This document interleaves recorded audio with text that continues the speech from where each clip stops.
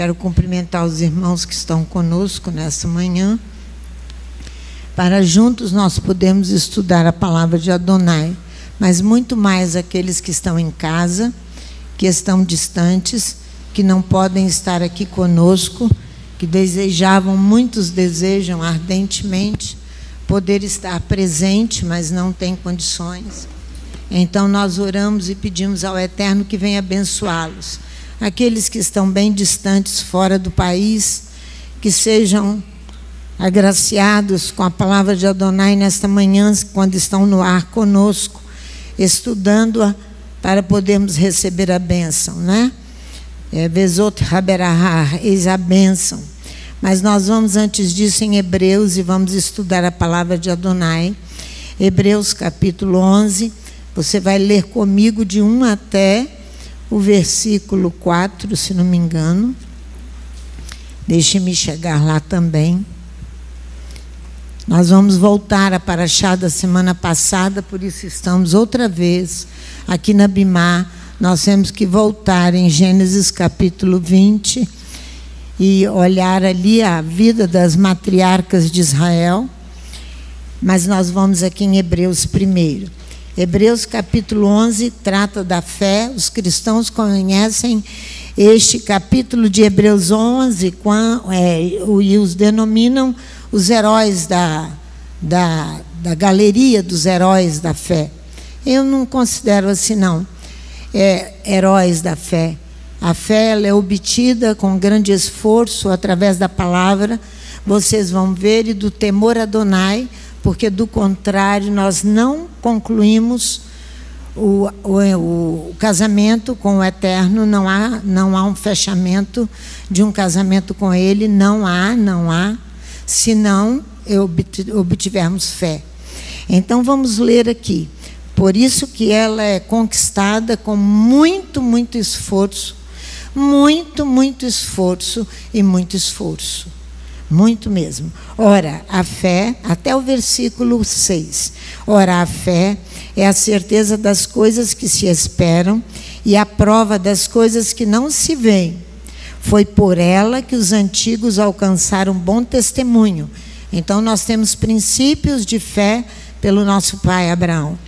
Pela fé, entendemos que os mundos foram criados pela palavra de Elohim, de maneira que o visível não foi feito do que se vê.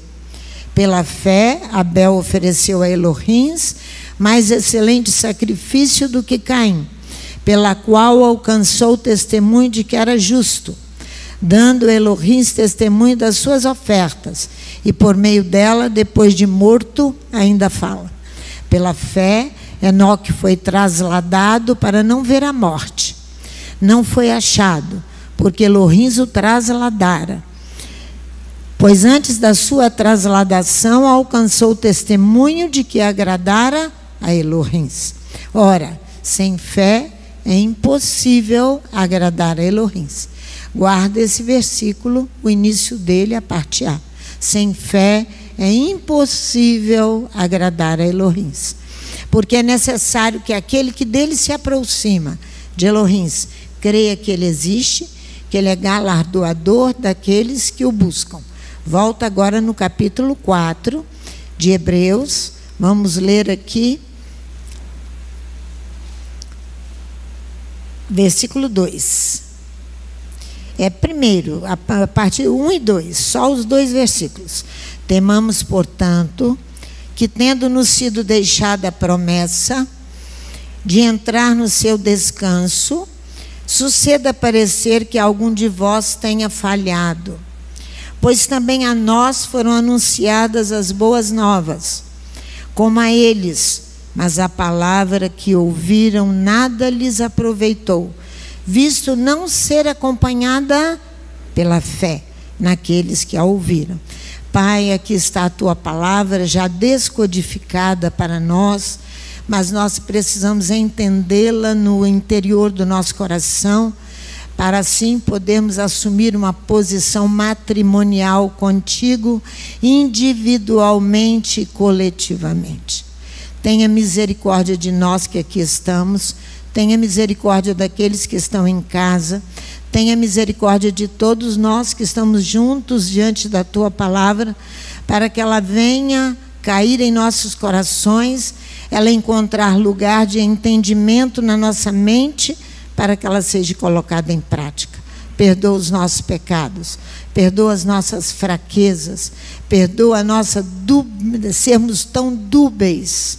Perdoa-nos, Pai, e dá-nos a certeza de fé que o Eterno espera de cada um de nós, para que venhamos a dar frutos. Seja o Teu nome exaltado e glorificado, tanto na terra quanto no céu. Seja exaltado aquele a quem nós amamos, pela nossa postura firme diante da Tua presença e diante dos homens. Perdoa os nossos pecados, mais uma vez eu te peço, em nome de Yeshua, o Mashiach. Amém. Para nós entendermos que o ato de fé, ele é obrigatório, nós vamos ter que voltar lá na Torá. Vamos ver. Ele é obrigatório. Adonai ali anuncia para Abraão no capítulo 15 ainda do Gênesis, que ele terá um filho. Aí Abraão duvida e ele diz assim: o meu filho deve ser do meu servo Eliezer. Adonai diz: não, o teu filho vai sair das tuas entranhas. Ele falou com quem? Com Abraão. Ele não falou com Sara.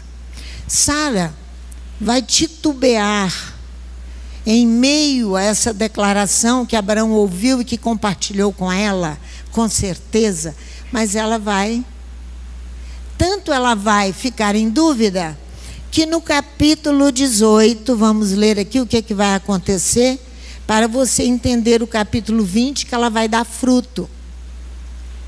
Você só pode contrair matrimônio com Adonai se você exercer fé e ter fé e crer nele. No finalzinho da nossa oração do Shema, você tem ali uma declaração de fé obrigatória. Olha aqui. Então lhe perguntaram, versículo 9 do capítulo 18 de Gênesis: onde está Sara, tua mulher? Ele respondeu: está aí na tenda. Disse um deles: certamente tornarei a ti daqui a 1 ano, e Sara, tua mulher, terá um filho. Sara estava escutando a porta da tenda, que estava atrás dele. Abraão e Sara eram já velhos, avançados em idade, e Sara havia cessado o costume das mulheres. Sara havia cessado o costume das mulheres porque Sara tinha aqui mais ou menos 89, 90 anos. Assim, riu-se Sara consigo, dizendo: terei ainda deleite depois de haver envelhecido, sendo também o meu senhor já velho? Disse o Eterno a Abraão: por que se riu Sara, dizendo: é verdade que darei ainda à luz sendo velha? Há acaso alguma coisa demasiadamente difícil para o Eterno?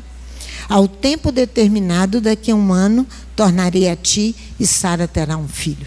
Foi uma imposição sobre Sara da parte de Adonai, que aqui ela vai começar a crer, para que ela pudesse ser fecunda, para que a esterilidade pudesse sair da vida de Sara. Isso vai acontecer com o evento com Abimeleque, capítulo 20. Aqui Sara é considerada que casou-se com Adonai. Ela contraiu matrimônio com Adonai. Olha aqui, ó, a resposta dele que nós falamos semana passada. Elohim, porém, veio a Abimeleque, versículo 3 do capítulo 20. Em sonhos de noite, ele disse: estás para morrer por causa da mulher que tomastes. Ela é casada com um marido. Ela é casada com Adonai. Ela é casada com Adonai. Ela é casada com Adonai. O que vai acontecer aqui? Olha só, o profeta, que é o marido da mulher, que é Abraão, vai orar por ela, por ele. Adonai manda ele ir ao profeta.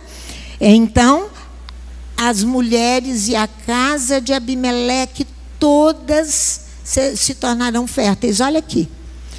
Então Abimeleque vai a Abraão. Abraão ora. Olha no versículo 14 e 15. Ele se coloca à disposição de Abraão. Ele vai levar ovelhas, bois, servos e servas, e os deu a Abraão, e lhe restituiu Sara, sua mulher. E disse a Abimeleque: a minha terra está diante da tua face, habita onde bem te parecer. E Sara disse: tenho dado ao teu irmão, e a Sara disse: tenho dado ao teu irmão 1000 moedas de prata. Isto te seja por véu dos olhos de todos que estão contigo. Perante todos estás justificada que eu nada tive contigo. É isso que ele está dizendo. Orou Abraão a Elohim. Elohim sarou Abimeleque. E a tua mulher e as tuas servas, de maneira que tiveram filhos. Para você deixar de ser estéril, você precisa ser sarado e curado. Sarado e curado. Eu não estou falando apenas de mulheres que não têm filhos. Não estou falando apenas disso. Você não dá frutos. Se você não deu frutos, você ainda não foi curado por Adonai. Olha aqui. De maneira que tiveram filhos, tiveram frutos imediatamente. Depois o Eterno havia fechado totalmente todas as madres da casa de Abimeleque por causa de Sara, mulher de Abraão. Olha no capítulo 21. O Eterno visitou a Sara, o Eterno sancionou Sara que ela vai ter o filho imediatamente aqui, depois desse evento. Mas porque Sara já havia contraído matrimônio com Adonai. Sara já havia contraído matrimônio com Adonai. É isso que aconteceu aqui. Se você se casa e tem um marido, que o marido é Adonai, você então vai dar frutos. A sua madre será curada. Você dará frutos. Com Raquel, as matriarcas de Israel todas tiveram esse problema. Com Raquel foi mais grave. Foi mais grave. Rebeca, a Torá disse que Isaac orou insistentemente durante 20 anos. Rebeca teve Jacó e Esaú. Com Raquel, por quê? A mulher, sem dar frutos, não só a mulher, os homens também que não têm frutos. Que não têm frutos, mas muito mais a mulher que gera. Quando Raquel ali se torna uma rebelde diante do seu marido, olha como é que ela vai falar com o marido dela.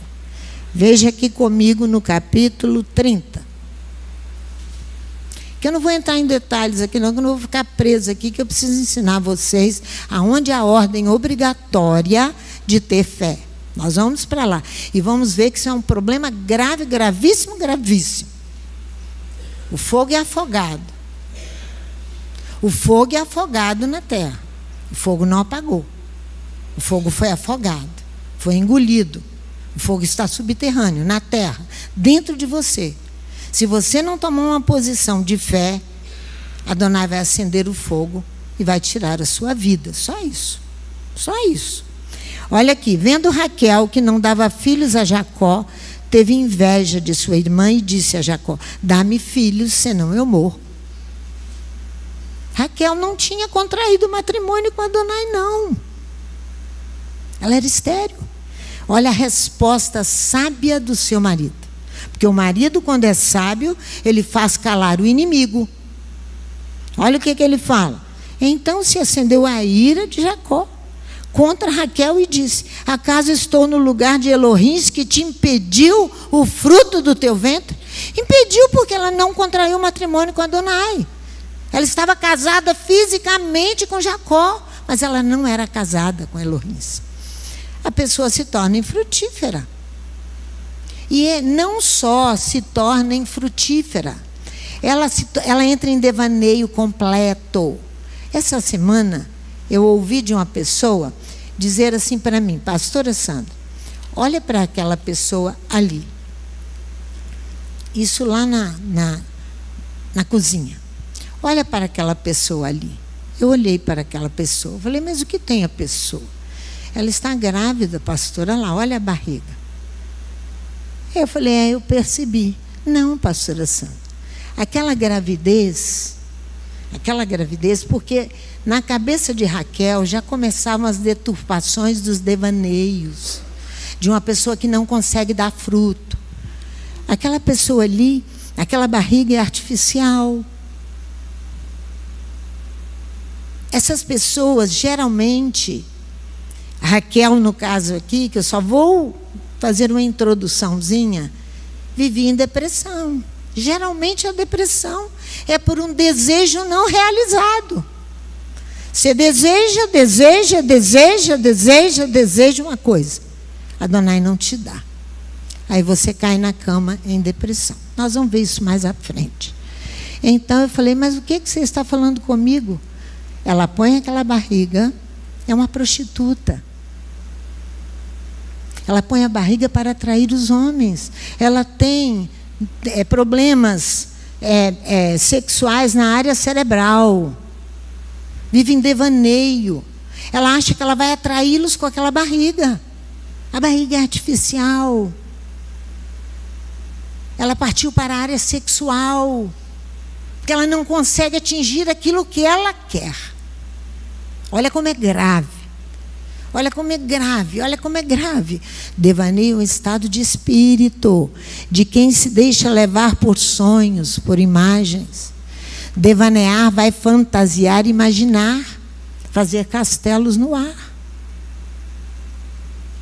Por isso que quando eu vi aquela mulher, eu não prestei atenção. Essa madrugada eu entendi o que o Eterno estava nos falando. Quem não dá frutos, corre o risco de entrar em depressão, corre o risco de devanear,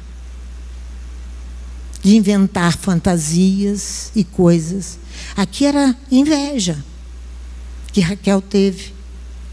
Nem com todos que não dão frutos acontece isso. Às vezes você tem filhos, mas você não dá frutos para Adonai.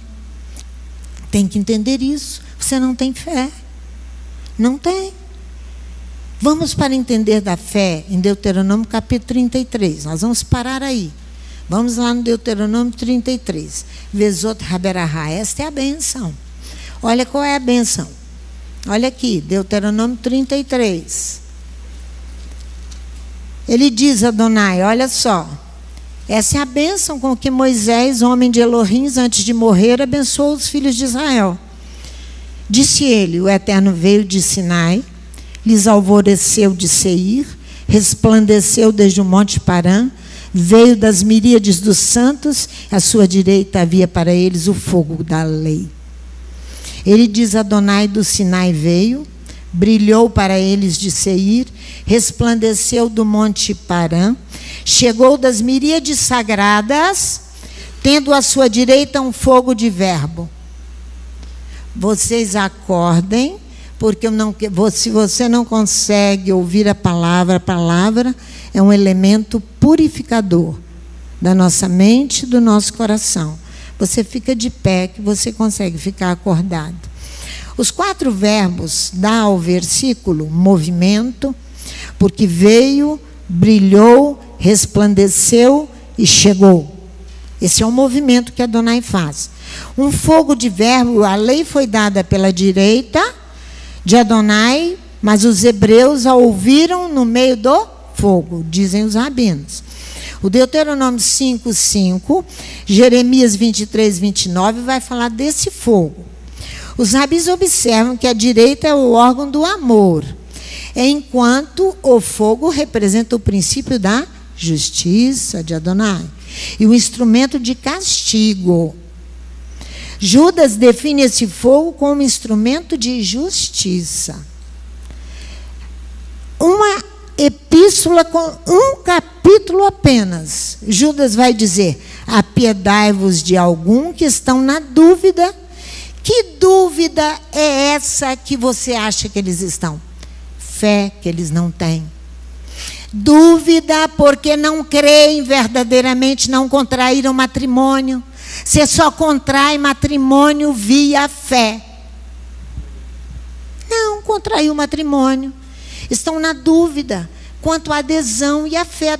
Será que eu vou? Será que eu não vou? Será que eu vou crer se eu não vou crer? Olha só, é incerteza, é vacilação sobre uma realidade de um fato, ou uma excitação em tomar uma decisão a favor de Adonai, ou tomar uma decisão em meio a várias opiniões sobre a pessoa de Yeshua, por exemplo. Você ouve na internet várias opiniões sobre ele. Eu fico escandalizada como as pessoas podem fazer isso. Fazer isso com Yeshua, o rabino legítimo. Acusam ou então nem pronunciam o seu nome. Eu fico escandalizada disso, Bia. Eu fico, vão ter que se ater com ele. Estão entre diversas opiniões com dúvida. Ter dúvida é não saber ao certo quem fala a verdade. Você vai duvidar se Adonai está te falando a verdade? Você vai duvidar se Adonai está falando a verdade? Você é muito corajoso. Você é muito corajoso. Não acreditar e não admitir. Descrer, não confiar. Suspeitar e desconfiar do Todo-Poderoso. Você se torna um receoso, porque não merece confiança e suspeito.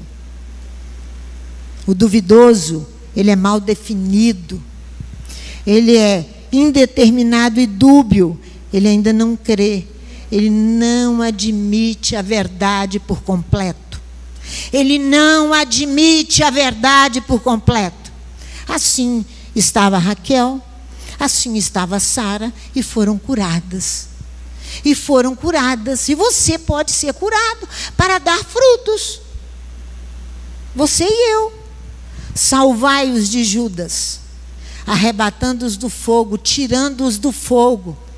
Porque você vai ver que Adonai é fogo. Ele falou, os hebreus ouviram em meio ao fogo. Você ainda vai testar se o fogo é quente? Você ainda vai testar?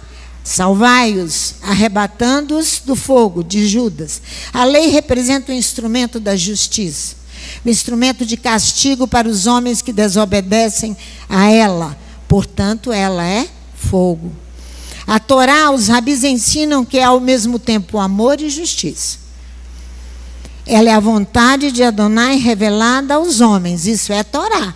Porém, toda a história é um confronto entre os dois atributos de Adonai: amor e justiça, amor à Torá e a lei. A lei reflete as letras de fogo com as quais as 10 palavras foram gravadas nas tábuas. Você preste atenção, eu te peço, por favor. Se você não conseguir entender agora, você vai entender em casa, ouvindo tudo outra vez. Por favor. Vai lá no Deuteronômio capítulo 5. Volta aqui essas páginas da sua Bíblia. Nós vamos ficar aqui entre Deuteronômio 5 e Êxodo 20 agora por um pouquinho. Porque nós precisamos compreender isso. Mas elas não estão desassociadas Torá de lei, tá? É todo um conjunto. Vamos ver o que fala aqui no capítulo 5, versículo 3 da Paraxá, da Torá. Olha só, não foi com nossos pais que o Eterno fez essa aliança, mas conosco, todos os que hoje aqui estão vivos. Não foram só com os nossos pais, foram conosco, que estamos todos aqui vivos. Essas palavras precisam ser ensinadas por homens que têm a verdade nas suas glândulas. Que têm a verdade nas suas glândulas. Que têm a verdade nas suas glândulas. Davi ora no Salmo 51, no versículo 8, Davi diz assim: eis tu desejas. Eis, Adonai, que tu desejas a verdade nas glândulas. Faz-me penetrar a sabedoria no lugar hermético dentro de mim. Por que glândulas, gente? Porque as glândulas, olha aqui, ó, a verdade de Adonai deve se inscrever, não apenas nas palavras da boca, mas no íntimo da carne do homem. Mas no íntimo, na carne do homem, a glândula é o órgão que tem a função de produzir secreção específica e eliminá-las do organismo. Quando você assimila o que não presta, você pode pôr para fora através das suas glândulas, se elas falam a verdade de Adonai. Se elas não falam a verdade, você não vai eliminar. Você vai manter dentro de você aquilo que você ouviu de algum bobo por aí, que não tem vida para falar verdade.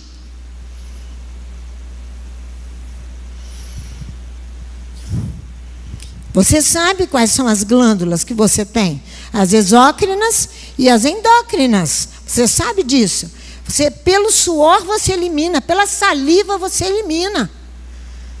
Você sabe que você vai eliminar secreção que não presta, impureza que está dentro do seu corpo. Por isso que a verdade tem que estar nas glândulas. As suprarrenais e as tireoides são glândulas que vão eliminar impureza de coisas que você aprendeu, de fontes que não são verdadeiras, e você mantém aí dentro de você. Tal é a lição da circuncisão, símbolo da aliança do hebreu, na glande. A aliança é feita no órgão viril do homem. Davi se une no mais íntimo de seu ser, a insondável sabedoria de Adonai. Ele invoca que nas suas glândulas esteja a verdade. Porque senão você vai falar mentira e vai levar outros para o inferno onde você vai. Olha o versículo 4 aqui. Face a face, o Eterno falou conosco no monte do meio de onde?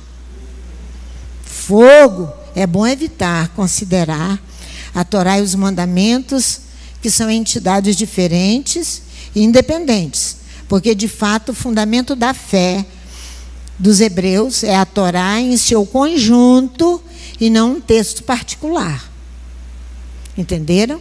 As 10 palavras fazem parte integrante dos relatos e das leis do Êxodo, e é então que Moisés o rememora no Deuteronômio, onde nós estamos. O contexto indica claramente que se trata de um episódio da vida do pacto da aliança. Todas as tradições distinguem nas 10 palavras 2 séries de palavras. Todas as tradições distinguem que nós temos 2 séries de palavras. Se olhar para lá, você vai ver, para você chegar onde a fé é obrigatória. As que ligam, que são liame, o homem a Adonai, que são as primeiras, e as leis que regem os relacionamentos dos homens entre si. Elas estão expostas de maneira que todos possam entendê-las. Todos, em sua função e em seu conteúdo. A primeira série de palavras trata-se apenas das disposições do coração. Essas palavras requerem algumas explicações, pois o coração tem necessidade de conhecer para amar. A segunda série de palavras contém a interdição do assassinato, do adultério, do roubo. Essas são evidências que se verificam em quase todos os sistemas. As palavras são então categóricas, sem referências a sanções determinadas. Trata-se de princípios bem diferentes das leis de aplicação que temos em outras partes da Torá. Voltemos a Deuteronômio 5:5. Nesse tempo, eu estava em pé entre o Eterno e vós, para vos notificar a palavra do Eterno, porque temestes o fogo e não subistes ao monte, dizendo: estremecestes em faces do fogo e não subistes à montanha. O versículo 6, o Eterno não diz aqui um mandamento, mas uma declaração que invoca um ato de fé obrigatório. Vamos ler. Eu sou o Eterno teu Elohim, que te tirei da terra do Egito, da casa da servidão. Aqui está a base legal. No Êxodo capítulo 20, versículo 2, eu sou o eterno teu Elohim, que te tirei da terra do Egito. Você encerra o Shema orando isso, fazendo a sua profissão de fé, que você tem obrigação de crer e ter fé.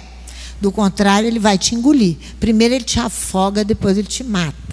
Você vai ver isso. Porque você se esbanje pelos desejos carnais e pelos apetites carnais, que Adonai vai reagir. Esta palavra é a primeira das 10 palavras. Eu mesmo, Adonai, teu Elohim, eu te fiz sair da terra de Egito, da casa dos servos. Esta palavra é a primeira das 10 palavras. Ela não é um mandamento. Ela invoca um ato de fé, uma adesão obrigatória. Ela invoca um ato de fé e uma adesão obrigatória. Temamos que alguns de vocês tenham falhado, porque ouviram a palavra, mas ela não foi acompanhada de fé.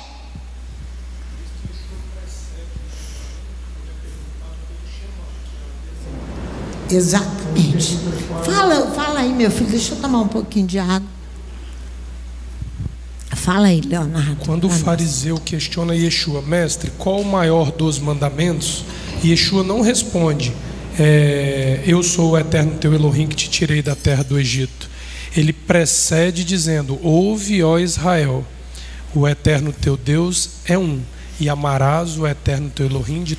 Ele vai no ponto da adesão, que é a premissa. Exatamente. Para nós vivermos o primeiro mandamento. Exatamente. Ele não dá o mandamento sem nos dar a condicional. Amém. De vivê-lo. Amém. Ele não responde literalmente. A resposta dele não é literal. Não Amém.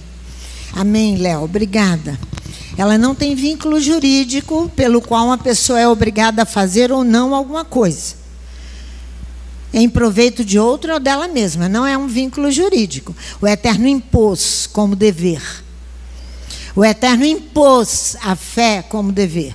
O Eterno impôs como dever. Nos coagiu e nos força a aderir a Ele, para nosso bem e a nossa felicidade. Os 10 mandamentos ou decálogo, as 10 palavras. Os hebreus preferem usar as 10 palavras, porque as primícias dessas palavras, sendo um preâmbulo, uma afirmação de princípio, aquilo que foi dado lá no princípio a Abraão. Você vai ter um filho, sai da tua terra, da tua parentela e vai para uma terra que eu vou te dar. Isso é princípio de fé que foi dado a Abraão e ele cumpriu. Isso é começo, isso é origem, isso é fonte. É isso aí. Então, as regras fundamentais admitidas como base para a fé não contêm sanção, mas vai conter uma bruta violência da parte de Adonai se você não aceitar aquilo qual ele está propondo para você. Nas línguas europeias, é aceitável chamar de decálogo as 10 palavras. Em grego, a relação com os 10 discursos, ou os 10 mandamentos, ou os 10 artigos, é o que o mundo cristão fala, os 10 mandamentos. Os europeus, o decálogo. Os hebreus, as 10 palavras. Este título, as 10 palavras, tradicionalmente, ele... em hebraico, é tirado de uma passagem do Êxodo e habitualmente interpretado como uma repetição das proclamações do Sinai. Êxodo 20, versículo 1, 34, Êxodo 34, 8. Nem todas as palavras são mandamentos, que prescrevem ou interdizem um ato. Várias delas são instruções sobre a unidade de Adonai e sobre sua obra de salvação. Aí você encontra no Êxodo 20, se você quiser ir lá, você vai encontrar. Elohim fala todas essas palavras dizendo, eu mesmo, Adonai, teu Elohim, te tirei, te fiz sair da terra de Egito, da casa dos servos. O texto não é litúrgico. Esse texto, esse versículo, esse pequeno versículo não é litúrgico. Propriamente dito, já que ele não se percebe o assento sagrado da celebração. Por exemplo, Yom Kippur é litúrgico. Tem o assento sagrado. Festa de Sukkot tem um assento sagrado. Encerramento de Sukkot tem um assento sagrado. Pessa tem um assento sagrado. São momentos sagrados de encontro de Adonai com você. Tem um assento sagrado. E este versículo, eu mesmo, Adonai, teu Elohim, te fiz sair da terra de Egito, da casa dos servos, não é jurídico, né? Ele permanece num plano de princípios. Não comporta sanção. Ele não é profético. Ele não é profético. Aquilo, já que prescinde totalmente da situação particular, da dimensão histórica e social do povo. Esse texto pertence à literatura sacerdotal, porque os sacerdotes, a eles compete o ensino da lei da Torá. São eles que transmitem e ensinam, porque a fé vem por onde? Ouvir a palavra de Adonai. A fé vem por onde? Ouvir. Quem vai ensinar? Os sacerdotes. Por isso que ele faz parte do texto da literatura sacerdotal. Se você quiser saber aonde está baseado isso na Torá, vai em Levítico 10. A eles, Malaquias capítulo 2. Foi dada a competência de ensinar para que o povo tenha fé. Para que o povo tenha fé. Para que o povo tenha fé. Que eles se esmurrem e se arrebentem, mas eles têm que ensinar isso. Fala aí.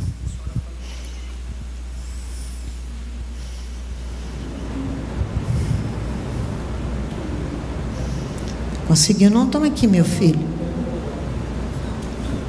Esse ponto que a senhora toca de não ser uma característica litúrgica o primeiro mandamento, você não tem como operacionalizar num ritual que ele é. É não litúrgico. Isso só se assemelha em aspectos onde o Criador ele se autentica ao povo. E isso só se repete no Shabat, nenhuma das outras 8 palavras, porque o texto da Torá vai dizer que Moisés, no mesmo instante, ouve 2 vozes: lembra e guarda o dia de Shabat. Isso não é litúrgico, como muitos às vezes autenticam ao judaísmo a guarda de Shabat. Ela é humanitária. Isso. É o anúncio de Adonai. Isso. Quando Adonai se anuncia para algo, o que nós fazemos aqui na sexta-feira à noite é litúrgico, mas o Shabat não se limita ao ponto litúrgico qual muitos param nele. Amém. Porque Amém, ela é uma anunciação de algo acima do Amém. rito, a existência de um Elohim único, e isso só vem por meio da fé. Por isso que você não negocia Shabat. Por isso que Shabat é inegociável. Ele é a nossa âncora de sustentação da adesão a cada semana. Se você falha com o Shabat, naquele momento ali a nossa adesão falhou com Elohims. Por isso que o Shabat se destaca até das festas. No Levítico 23 vai dizer: esses são os encontros sagrados. Guarda o dia de Shabat. Aí depois ele arrola as festas, pastora, num outro patamar, ritual, a seu tempo determinado. Shabat, ele não fala de tempo. Ele não limita Shabat à data, como a senhora falou. Pessa tem o seu Pessa, qual foi a expressão que Sukkot, a senhora usou? É o seu assento, né? Acho que a senhora falou. Assento sagrado. Assento sagrado. Os teólogos chamam de assento sagrado. Shabat não se escalona nisso daí. Isso. Ele diz: guarda o dia de Shabat.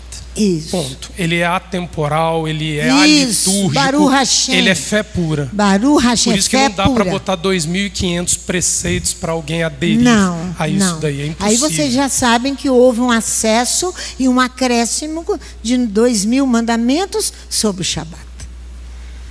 Porque a Marlene pode estar lá na casa dela e guardando o Shabat. Não estou autorizando vocês, ninguém de vocês ficar em casa para guardar Shabat. Bom é que venha e estejamos juntos. Mas, se você não pode, você guarde lá onde você está. Respeite o Shabat, ame o Shabat. É isso que Léo ensinou aí. Então, ensinar está assim ligado à vocação sacerdotal. Ensinar ao povo a ter fé. Isso você vai encontrar em Ezequiel 44, 23, que é a função sacerdotal, em Malaquias, tudo isso. A rebelião de Israel contra Adonai vai além de uma causa precisa. A censura implícita feita aos hebreus é de não aderir à fé. Preste atenção. A censura que foi implícita sobre os hebreus é porque eles não aderiram à fé em Elohim, e não estarem seguros de sua salvação quando saíram do Egito e entraram no deserto. Entraram no deserto, tiveram que permanecer, e uma geração morre ali por não aderir. Por não aderir à fé em Elohim. O tema não estavam seguros da sua salvação. O tema fundamental se encontra em Números 11.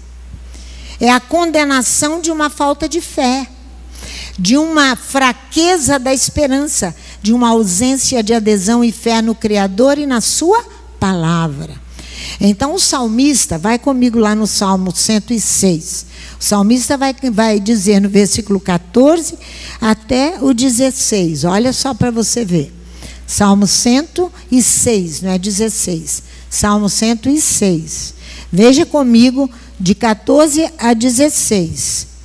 O que diz o salmista? Ele está aqui rememorando, falando outra vez sobre essa questão de Números capítulo 11. Deixaram-se levar da cobiça no deserto. Tentaram a Elohim no ermo, quando reclamam de carne. De sorte que lhes satisfez o desejo, mas fez definhar as suas almas. Tiveram inveja de Moisés. Que Raquel teve? Inveja das suas irmãs que tinham filhos. Você que está me ouvindo em casa agora, preste atenção. Teve inveja das suas irmãs. Olha aqui. Tiveram inveja de Moisés no acampamento de Arão, o santo do Eterno. Em outra tradução, o versículo 14 diz assim: desejaram de desejo no deserto. Puseram à prova El nas desolações. O povo reclama carne. Em Números 11, 4 a 6. Ele lhes deu o que haviam pedido. Depois enviou a emaciação contra seu ser, o emagrecimento do ser. Adonai lhes dá o que cobiçam, mas os castiga por sua falta de fé. Olha, vamos lá, Números capítulo 11. Eles vão reclamar, aqui está a maior lição da ausência de fé, e que a coisa vai ser corrigida aqui. Aqui eu já estou lendo o final, Números capítulo 11, o que vai acontecer. O fogo ficou afogado. O fogo ficou subterrâneo na terra. Lá na serra tem isso, fogo subterrâneo. Cuidado, tá? Você não vê o fogo, não. Ele está subterrâneo. O fogo ficou dentro da terra, ó, dentro de nós. Na hora, Adonai se levanta para corrigir por causa da fé. Eu estou lendo o final aqui, ó, versículo 33. Quando a carne estava entre os seus dentes, antes que fosse mastigada, acendeu-se a ira do Eterno contra o povo e o feriu com uma praga muito grande. Pelo que se chamou aquele lugar Quibrot Tavá, porque ali foi sepultado o povo que desejou, aqui está dizendo outro alimento, desejou de desejar carne. Atitudes carnais, obras da carne, é isso aí. De maneira que Quibrot Tavá, o povo partiu para Hazerote, onde se acamparam. Eram os túmulos do apetite. Muita gente morta. Muita gente morta aqui. Números 11, de 1 a 4. Você vai ver aqui, vai lá comigo. A doença, mas antes eu quero fazer um comentário que o Espírito trouxe ao meu coração. O desejo imoderado, sem controle, de possuir algo, de ter um filho. Olha o que a outra faz. O desejo imoderado de ter um filho. Adonai não deu porque você não dá fruto, ele é justo. Ele é justo. Ele não deu porque você não, você ainda não estabeleceu um casamento com ele. É isso que é a verdade. Desejo imoderado de possuir é a cobiça, desejar com avidez, apetecer ardentemente, ambicionar. Aminon morreu. Aminon, filho de Davi, morreu. Por quê? Porque cobiçou sua irmã Tamar demasiadamente. Ele entra em depressão, não vou nem lá no texto. Então, Ritona me perguntou, pastor, o que é depressão? Depressão é um desejo não satisfeito. Ele entrou em depressão, fez cena para o seu pai, que mandasse Tamar para poder assisti-lo. Vocês sabem do assunto. Ele vai tomar Tamar e vai possuí-la. Aí os desejos sexuais ficam aflorados. Aí você olha para um homem casado e deseja o homem casado. Mas você não admite porque você conhece a palavra. Aí você fica lutando dentro de você igual uma louca. Mas você sabe que você está errado. O homem é a mesma coisa. Ele não. Ele pediu, o pai liberou. A moça foi, porque o descontrole sexual na área cerebral fica aflorado por aquele que deseja demasiadamente, que tem apetite voraz. A doença de Aminon era depressão, abatimento, enfraquecimento físico ou moral. Desânimo, esgotamento, perda de valor, menosprezo, rebaixamento, porque você não conquistou o que você deseja. Porque eu desejo ardentemente. Números, capítulo 11, versículo 1. E é que quando o povo praguejava mal aos ouvidos de Adonai. Adonai ouve, é o versículo primeiro que eu estou lendo. Adonai ouve, sua narina se inflama. A narina de quem? De Adonai. Um fogo de Adonai se abrasa contra eles e come as extremidades do acampamento.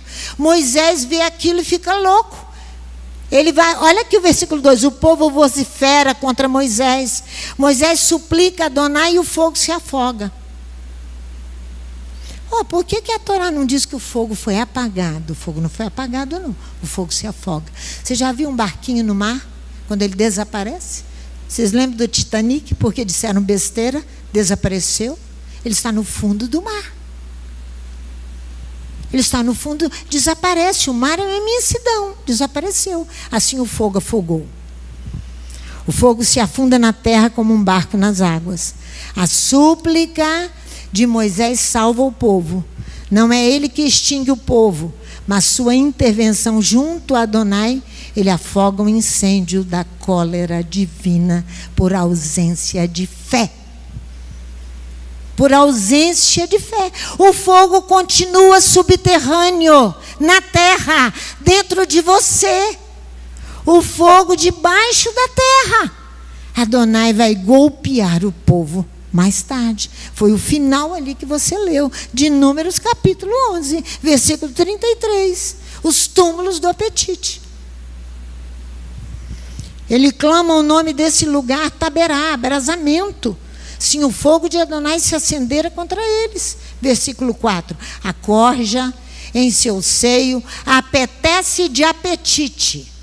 Tem desejos imoderados de ter as comidas que comiam no Egito. Você olha para Israel apetecer. Cuidado com você. Que apetece tudo e mais alguma coisa. Cuidado. Os Bnei Israel retornam. Choram, eles também, e dizem, quem nos fará comer carne? Apetece de apetite, deseja muito. Ter apetite é cobiçar, ambicionar. causar apetite para agradar a si mesmo. Esse é um estímulo, nesse caso, para comer carne. O estímulo é um aguilhão para incentivar e encorajar a prática daquilo que você e eu temos de apetite. Você vai ter esse aguilhão para que você vá e faça. Não ter fé. Não crer o suficiente. Eu faço do jeito que eu quero. Satisfazer os apetites, o estímulo é um aguilhão para incentivar, encorajar a prática daquilo que você e eu temos de apetite. Qualquer coisa que excita a atividade de um órgão. Se vai excitar a língua, você vai ter apetite de falar contra o outro até matá-lo. A ausência de fé, isso é sensualidade e concupiscência. Na Bíblia, no padrão bíblico, é sensualidade e concupiscência.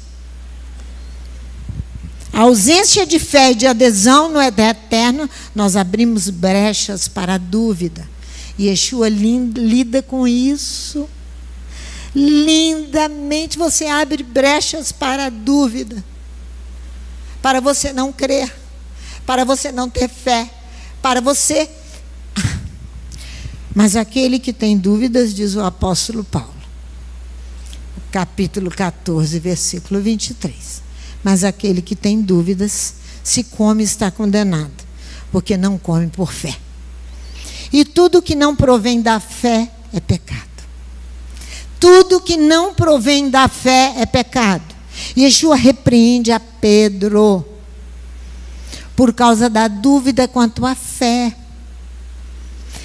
Yeshua vai repreender a Pedro por causa da dúvida contra a fé. A dúvida é uma incerteza. Você está em vacilação para tomar decisões. Dificuldade que você cria para entender. A pastora Sandra falou em grego.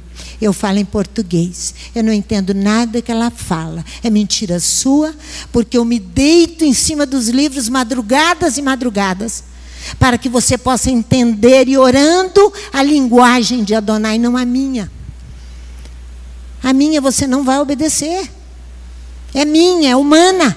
Você vai obedecer a linguagem de Adonai. Assim é o homem. Assim é o homem.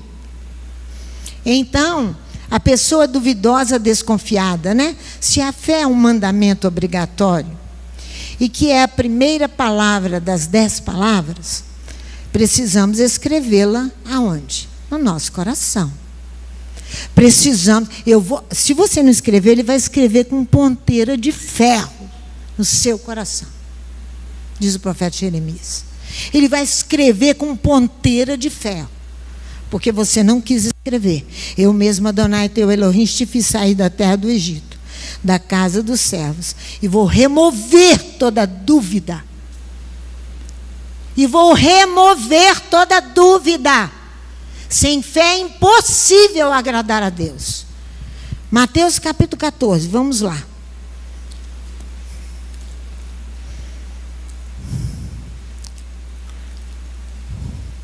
A não de adesão, por que você duvida? Essa é a linguagem de Yeshua.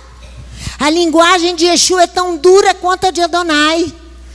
Por que você duvida? A não de fé. A não de adesão. Você tem uma doença. Você tem uma doença de uma fé tão pequena que ela é regada de dúvidas. Capítulo 14 de Mateus, versículo 25 a 33. Você vai ver aqui que logo Yeshua lhe estende a mão, agarra e lhe diz: ah, não da adesão, porque duvidas. 14, versículo 25 a 33, olha aí. Na quarta vigília da noite, dirigiu-se Yeshua a eles andando por sobre o mar. Yeshua não é brincadeira não, né? Você não brinca com ele, fala mal dele não. Você vai se ver muito mal. Olha aqui, os discípulos vendo caminhar por sobre o mar, assustaram-se dizendo: é um fantasma, e gritaram de medo. Yeshua, porém, imediatamente lhes disse: tem de bom ânimo, sou eu, não temais. É uma aparente dureza. Respondeu-lhe Pedro: Adão, se és tu, manda-me ir ter contigo por sobre as águas. E ele disse: vem. E Pedro, descendo do barco, andou por sobre as águas para ir ter com Yeshua. Mas observando o vento forte, ele olhou o vento, teve medo, começando a afundar, clamou: Adão, salva-me. Imediatamente Yeshua estendeu a mão, tomou-lhe e disse: homem de pequena fé, anão da adesão, por que duvidastes? Por que duvidastes? Anão é aquele que é nanico. O nanismo é uma enfermidade dos anões, muitas vezes endócrina. Não há verdade nas glândulas. Não há verdade nas glândulas. A verdade tem que estar dentro de nós, inserida na nossa carne. Ele tem o hipotiroidismo, insuficiência da hipofisária, acho que é isso, da glândula, não é? A aparente dureza de Yeshua. Com esse assunto, falta de fé é explicada pela urgência do momento. Quando vocês veem pastora Sandra assim, é porque a urgência nos obriga a falar para vocês aquilo que está acontecendo. Você e eu precisamos de um grande despreendimento para o final dos tempos. Vai ao capítulo 16 comigo. Vira a página da sua Bíblia. No capítulo 16, no versículo 8, Yeshua, primeiro eu vou ler o 8, depois nós vamos ler de 1 a 12. Yeshua quer ensinar a respeito da urgência de compreender sobre o fermento dos fariseus. Mas ele vai dizer aqui, ó, versículo 8, capítulo 16. Yeshua, percebendo isso, disse: anões da adesão, por que discutis entre vós sobre o não terdes trazido o pão? Yeshua aqui está ensinando a respeito dessa urgência de compreender o fermento dos fariseus e dos saduceus. A palavra é guardai-vos. Guardar significa vigiar. Do fermento dos fariseus e dos saduceus, ele está falando vigiar a respeito das tradições. Paulo manda guardar as boas tradições. E Yeshua aqui está ensinando para eles se guardarem, vigiar, que tem por finalidade defender, proteger e conservar a fé, e não viver materialmente. O apóstolo Paulo vai dizer assim: pois, irmãos, permaneçam firmes, conservai as tradições que vos foram ensinadas, sejam por palavra, seja por epístola nossa. Paulo tem um combate com todas as suas forças contra a ausência de fé. Olha o versículo 1 de Mateus 16. Chegando-se os fariseus e os saduceus para o tentarem, pediram-lhes que lhes mostrasse um sinal do céu. Mas Yeshua respondeu. Olha aí. Eles interrogaram Yeshua. Eles aproximaram para colocar Yeshua à prova. Os saduceus, este nome deriva da raiz sadak, ser justo.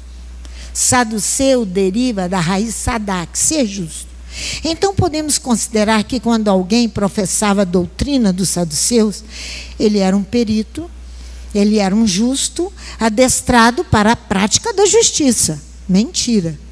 Não adianta você adentrar a nenhuma doutrina e achar que isso vai acontecer assim. Se você não aprender o caminho da fé, você está morto. No mínimo, isso é um ato de extrema ousadia e audácia de quem pensa assim. Abacuque virá contra isso. Ele vai expressar fundamentalmente oposição e direção contrária a isso que os saduceus pensam. Porque ele vai dizer assim: eis a sua alma se incha nele. Ele está cheio de soberba e de orgulho. Se achar que se você se inserir a uma tradição, você vai ser justo. E Abacuque diz isso. Vocês conhecem muito bem. A sua alma se incha nele. O meu justo viverá da fé. O meu justo viverá da fé. Da fé.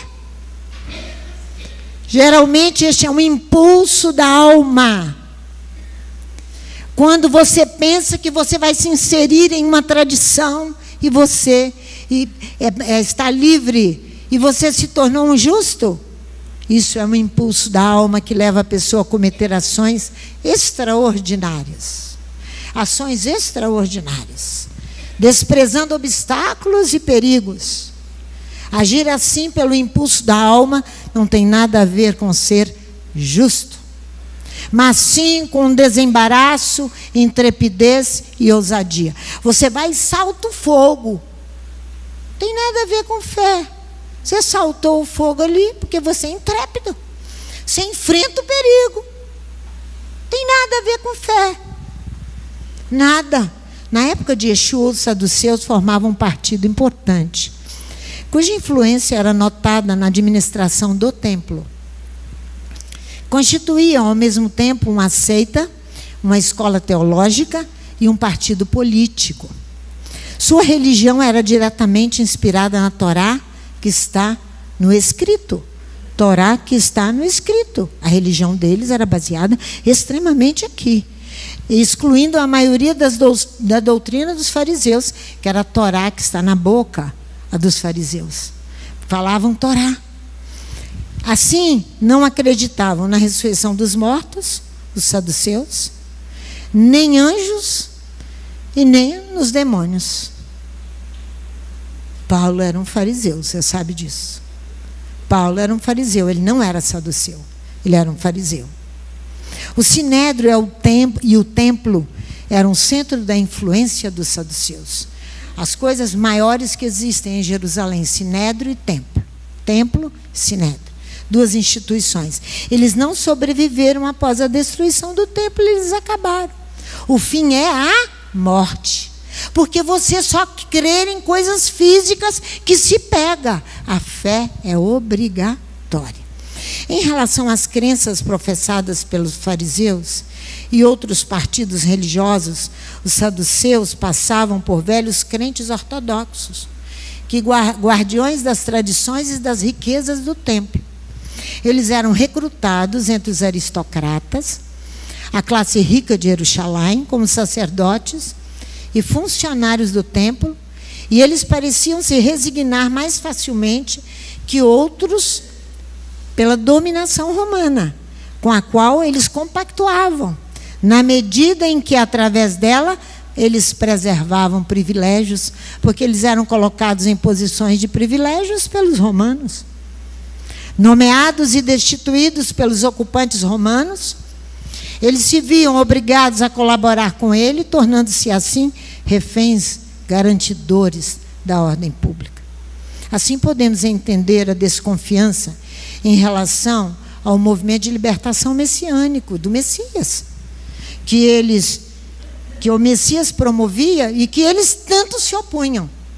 Yeshua aqui está falando com seus discípulos a respeito de exatamente isso aí. Agora, no final dos dias, a avalanche de crentes que deixam a igreja e voltam e assumem as tradições é porque não têm fé. Não aderiram a Adonai. Não contraíram matrimônio com Adonai. Contraíram matrimônio físico com Léo. Não é verdade? Com você, comigo, não com Adonai. Por isso que eles voltam. Eles voltam nessa força toda. Agora eu sou ortodoxo. Empina o peito, a cabeça, bota todos os enfeites que for e vai. Todos os atavios e vai. Não sou nada contra o meu povo que está lá em Jerusalém cumprindo o dever deles. Mas você que não tem nada a ver com isso, que conhece Yeshua e que vê Yeshua combatendo isso aqui, de um movimento chamando de ausente de fé, ausente de adesão, anão de adesão. Fala, Léo. Pastora, lembrando que quando a senhora usa essa expressão que Yeshua, na verdade usou anão, Amém. É um dos pré-requisitos que proibiu o homem de ministrar diante de Adonai. Aí, tá vendo? Então parte do princípio no Levítico capítulo 21, que se ele for corcundo ou anão, ou que tenha qualquer defeito nos olhos, ou sarna ou impinge, ou testículos esmagados. Ou seja, se o homem é desprovido de fé, ele vive pelo que ele enxerga, pelo que ele ideologicamente entende, ele é proibido de ministrar. Pode comer o pão, mas não pode. Viu? Pode comer o pão, mas não pode. Ou seja, ministrar. tem um agravo para os homens. Quando o homem não tem fé, ele tem uma privação do seu direito legítimo de ministrar diante de Adonai. Aí você entende a desconfiança que eles tinham com Yeshua. Yeshua avançava ensinando uma vida com Adonai, e eles se viam, estão condenados ao fracasso. Antes do fracasso acontecer, antes do templo ser destruído, que eles são destruídos juntos. Não é? Para a maior infelicidade da nação. Tudo isso se passa na Galileia. Yeshua está falando isso aqui na Galileia, longe de Jerusalém, onde os saduceus têm seu centro religioso e político. Da mesma forma que os fariseus e os saduceus se inquietavam com a influência crescente de Yeshua. Olha do versículo 2 ao 6. Mas Yeshua lhes responde: chegada a tarde, dizeis, haverá bom tempo, pois o céu está avermelhado. E de manhã hoje haverá tempestade, pois o céu está em vermelho sombrio. Hipócritas, sabeis interpretar a face dos céus e não conheceis os sinais dos tempos? Uma geração má e adúltera pede um sinal, e nenhum sinal lhe será dado, senão do profeta Jonas. E deixando, se retirou. Aí ele vai falar no versículo 6, ó. Disse-lhes Yeshua: cuidado, acautelai-vos do fermento dos fariseus e dos saduceus. Eles discutiam entre si, dizendo: é porque não trouxemos pão. Os discípulos não entenderam. Acharam que Yeshua estava criticando deles porque eles não trouxeram pão. Yeshua estava falando da contaminação dos saduceus e dos fariseus no ensino. No ensino. Eles discutiam entre si, dizendo: é porque não trouxemos pão. Yeshua, percebendo, e disse: homens, nanões de fé, por que discutis entre vós sobre o que não tendes trazido pão? Não compreendeis ainda, nem vos lembrais dos 5 pães para 5.000 homens, e de quantos cestos recolhestes? Nem dos 7 pães para 4.000, e de quantos cestos recolhestes? Como não compreendestes que não vos falei a respeito de pão, mas que vos acautelai-vos do fermento dos fariseus e dos saduceus? Então eles compreenderam. Ele diz: guardai-vos do fermento dos fariseus. O fermento é que determina a qualidade do pão. O fermento ruim dos fariseus e saduceus só pode produzir um pão ruim, qualquer que seja a hostilidade, a habilidade do padeiro. Então você vai ver aqui, vamos comigo para encerrar, no capítulo 8, no 6, desculpe-me. Mateus capítulo 6. Yeshua, você vê que Yeshua repreende os discípulos ali gravemente, grandemente, sobre essa ausência de fé. Agora ele vai entrar aqui agora com outra questão de fé para nós encerrarmos. Capítulo 6, versículo 25 a 34. Olha aqui. De 25 a 34. Ele vai falar sobre a ansiedade, que é outra coisa muito ruim. A ansiedade, não vos inquieteis. Ele vai falar aqui das 3 necessidades vitais do homem: comer, beber e vestir. Então ele vai falar aqui de uma fé também que você vai conhecer aqui agora. Ele vai repreender: não vos inquieteis por vossas vidas, que beber, versículo 25, que comer, nem por vosso corpo, de que vesti-lo. O ser não é mais que o alimento, e o corpo mais que a vestimenta. A ansiedade produz essas preocupações. A ânsia é aflição e angústia, com sensação de aperto no coração. É um tormento de espírito causado, sobretudo, por sentimentos de expectativa e de incerteza. Qual é a causa da ansiedade? Desejo ardente, apetite muito grande que alguém tem para alcançar fama, alcançar as obras da carne, comprar, vender. Isso é ansiedade. Isso produz ansiedade. É apetite, é desejo desordenado. E Yeshua vai falar sobre isso. O desejo produz impaciência, sofrimento e avidez. O estado psíquico acompanhado de excitação ou inibição, ao contrário. A pessoa fica em 2 pontos, ou inibição ou extrema excitação. O comportamento vai a extremos para comover as pessoas, a se sujeitarem a elas, aos seus desejos, aos seus apetites vorazes, e ajudá-los a obter o que desejam. Isso é difícil de entender? Aquele que deseja, que tem essa ânsia interior, que deseja e apetece grandemente, ele produz impaciência, esse desejo, avidez. É um estado psíquico de excitação ou de inibição, para que ele possa comover. Isso com marido e mulher é demais, tá? Isso, Janaína, isso com marido e mulher é demais.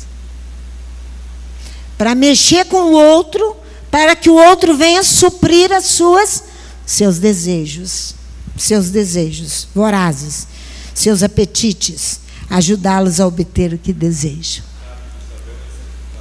Acabe e Jezabel é um exemplo prático. Olha lá, ele entra em depressão, Acabe, porque ele queria a vinha de Nabote. Jezabel vai ajudar. Que figuras, que figuras, que figuras. Olha o versículo 26 até o 27. Olha só, olhai para as aves do céu. Elas não semeiam, não colhem, nem ajuntam em celeiros. Contudo, o vosso Pai Celestial as alimenta. Não tendes vós muito mais valor do que elas? Qual de vós poderá, com as suas preocupações, acrescentar uma única hora no curso da sua vida? Quanto ao vestuário, por que andais ansiosos? Observai como crescem os lírios do campo. Eles não trabalham nem fiam. Eu, porém, vos digo que nem mesmo Salomão, em toda a sua glória, se vestiu como qualquer deles.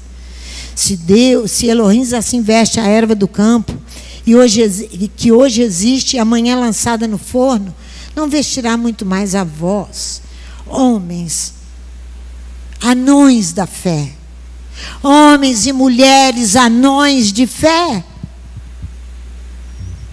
Anões de fé. Isso é, Yeshua parece tão duro, tão duro, tão duro, tão duro, porque ele e o Pai eles andam juntos. O Pai afoga o fogo e fica guardando lá, para depois nos fazer morrer. Se a natureza carnal não morrer, eu morro fisicamente. Chegamos então a Mateus capítulo 6. Chegamos então a Mateus capítulo 6 para encerrar. Aqui. Uma outra questão aqui. Olha só.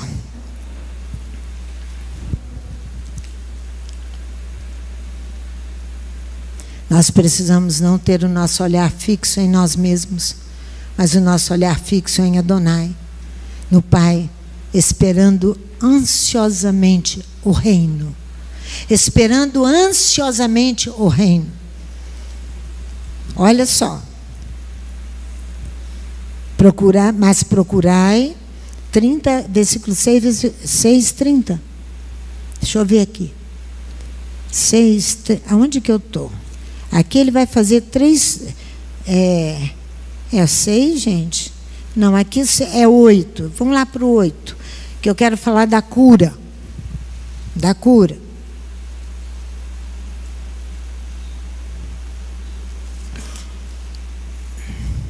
Olha só. Deixa eu me achar aqui, peraí. Texto de Mateus 8. Olha aqui que cura ele vai fazer. Olha aqui, ó. Aqui tudo é fé, ó.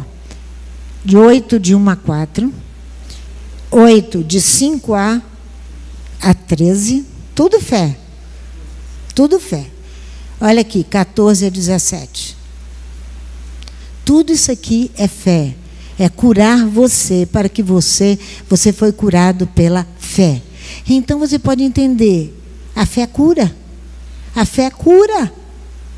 A fé vai nos curar. Olha aqui, para você ver aqui. Agora, olha aqui, descendo ele do monte, seguiu uma grande multidão com ele. Seguiu uma grande multidão. Não é? Ele vai curar aqui o leproso, não é isso? A primeira cura dele é o leproso. Isso você vai ver que nós vamos concluir aqui. A lepra vai designar aqui uma doença de pele indeterminada.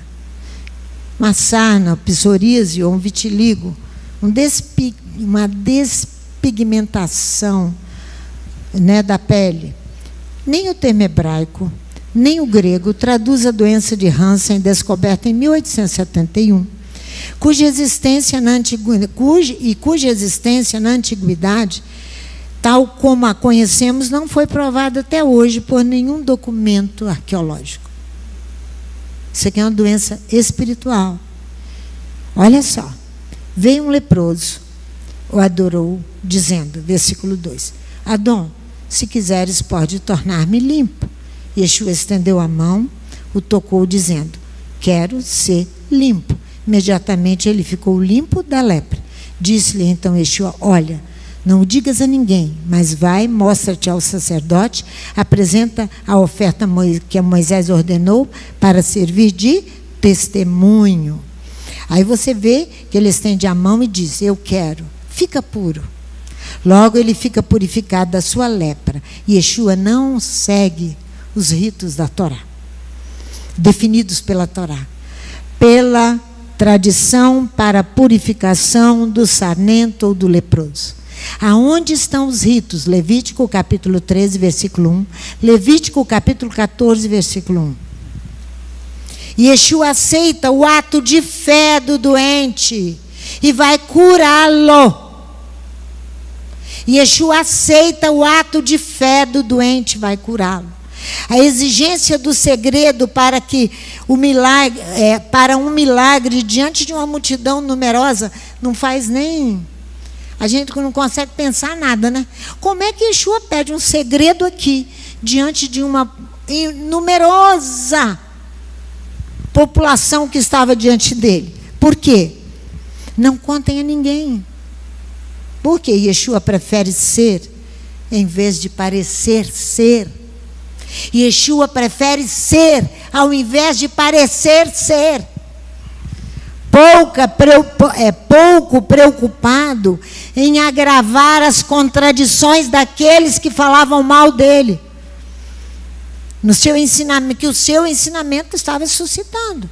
Ele aconselha ao leproso que acaba de ser curado a não transgredir a Torá de Moisés e a ir oferecer os sacrifícios exigidos pela Torá. É isso que ele manda. Hein? Como testemunho, não como pré-requisito. Entenderam? Aí você vai ver o centurião. A mesma coisa a fé. A cura da sogra de Pedro. Olha aqui. Tendo Yeshua entrado em Cafarnaum, aproximou-se dele um centurião, implorando. O centurião estava implorando. Senhor, o meu criado jaz em casa paralítica em terrível sofrimento. É o que ele diz. Aí Yeshua diz, eu irei curá-lo. Coisa linda, né? Eu irei curá-lo. Mas o centurião respondeu, Adão, não sou digno de receber sob o meu teto, mas dize somente uma palavra e o meu criado ficará são. Pois eu também sou homem sob autoridade, tenho soldados às minhas ordens. Digo a este, vai, e ele vai, e a outro, vem, e ele vem. Digo ao meu criado, faz isso, e ele o faz. Ouvindo isso, admirou-se Yeshua e disse aos que o seguiram, em verdade eu vos digo, que nem mesmo em Israel encontrei tanta adesão e fé. Encontrei tanta adesão e fé. É a fé que curou. Hein? Não teve espetáculo. É a fé que curou. Olha só, mas eu vos digo que muitos virão do Oriente e do Ocidente, assentar-se-ão à mesa com Abraão, Isaque e Jacó, no reino dos céus, mas os filhos do reino serão lançados fora, nas trevas, onde haverá pranto e ranger de dentes. Porque não creram, ele guardou o fogo afogado. Porque desejaram o apetite. Então disse Yeshua a centurião, vai, seja feito conforme a tua adesão, a tua fé. Que coisa mais linda! Vai, seja cumprida a tua adesão, a tua fé. Olha aqui, olha, vamos ler o último para nós encerrarmos. Eu fico bêbada no meio desses textos, encantadas com o meu mestre, o legítimo, Yeshua HaMashiach, e o sopro sagrado. Entrando Yeshua na casa de Pedro, viu a sogra deste que estava de cama e com febre. Tocou-lhe a mão, a febre a deixou, ela se levantou e o servia. Chegada a tarde, trouxeram muitos endemoniados, e ele com a sua palavra expulsou deles os espíritos e curou todos os enfermos. Isto aconteceu para que se cumprisse o que fora dito por intermédio do profeta Isaías. Ele tomou sobre si as nossas enfermidades e levou as nossas doenças, se você crer. Pai, eu te agradeço muito por esta palavra, te agradeço muito pela tua presença no meio de nós. Eu te agradeço pela tua misericórdia para conosco. Dá-nos a tua bênção neste Shabat. É o que nós te pedimos. Em nome de Yeshua, o Mashiach. Amém e amém.